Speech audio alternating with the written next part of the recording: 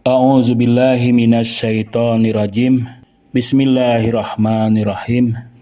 Allahumma shalli ala sayidina Muhammad wa ala ali sayidina Muhammad. Setan itu baik manusia maupun jin akan terus menggoda manusia, menyesatkan manusia. Karena menurut Al-Quran mereka sudah bersumpah bahkan mengatasnamakan Tuhan, bahwa mereka mengatakan la ughwiyannahum ajmain. Wa bi'izzatika, demi keagunganmu wahai Tuhan, la ughwiyannahum ajmain, aku akan menyesatkan mereka semua. Itu proyek setan jangka pendek, jangka menengah, dan jangka panjang. Nah, agar kita selamatlah atau minimal tidak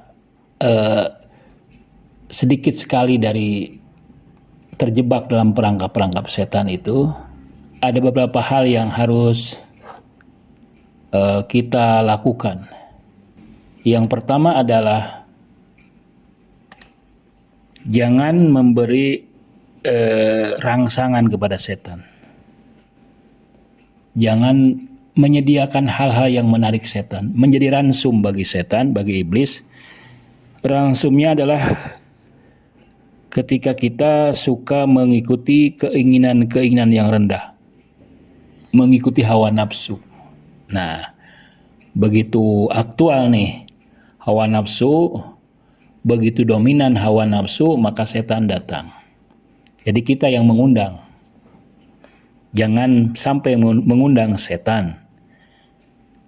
Jadi mengikuti hawa nafsu, mengaktualisasikan keinginan-keinginan yang rendah itu mengundang setan.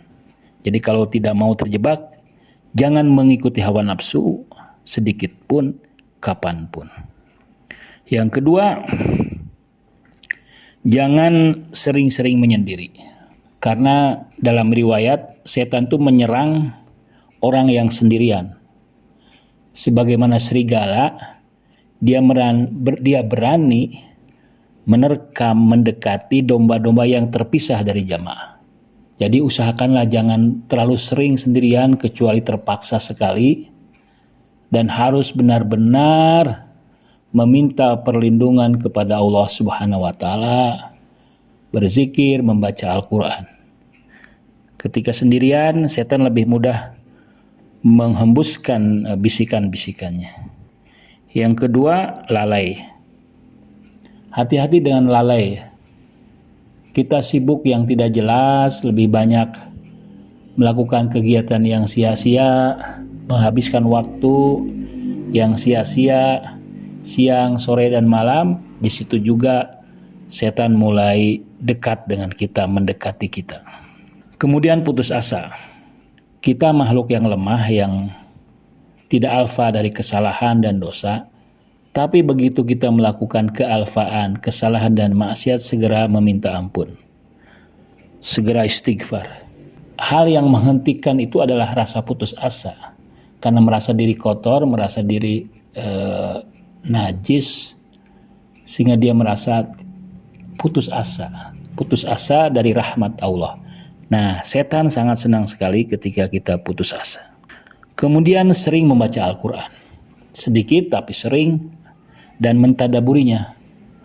Karena menurut tafsir, sebuah tafsir Al-Quranul Karim yang ditulis oleh Muhammad Mullah Sadra, Ibrahim Sirazi, Muhammad Mullah Sadra mengatakan bahwa ayat yang mengatakan fasta'id billah idza qara'tumul Qur'an fasta'id billah, itu maksudnya bahwa setan itu tidak bisa menggoda orang-orang yang makomnya adalah pembaca Al-Quran. Jadi jadikan sering membaca Al-Quran sehingga kita mencapai makom pembaca Al-Quran, makom qori Al-Quran. Kemudian hal lain yang harus kita perhatikan, sering-seringlah mengucapkan ta'udz, berlindung kepada Allah Subhanahu wa taala. A'udzubillahi minasyaitonir rajim. Dengan lisan dengan kalbu dan dengan perbuatan. Dengan lisan kapanpun kita sering mengucapkan itu, membaca surah An-Nas, surah Al-Falaq, meminta perlindungan kepada Allah dengan lisan, kemudian dengan kalbu. Jadi bukan hanya dengan lisan saja, tapi dengan kalbu.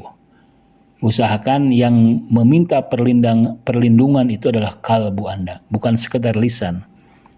Lisan hanyalah memancing kalbu kita. Jadi bahasanya bahasa kalbu kita. Kitalah yang bertekad, yang benar-benar dengan sungguh-sungguh dan serius meminta perlindungan kepada Allah Subhanahu wa Ta'ala. Dan kemudian jangan ujub.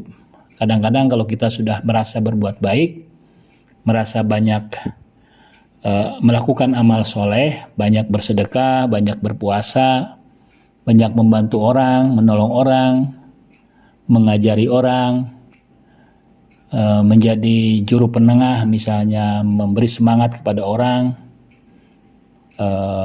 memiliki peran penting di tengah-tengah masyarakat, banyak melakukan ritual ibadah. Nah, kita kadang-kadang merasa ujub.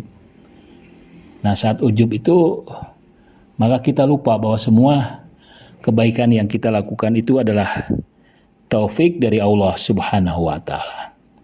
Wassalamualaikum warahmatullahi wabarakatuh.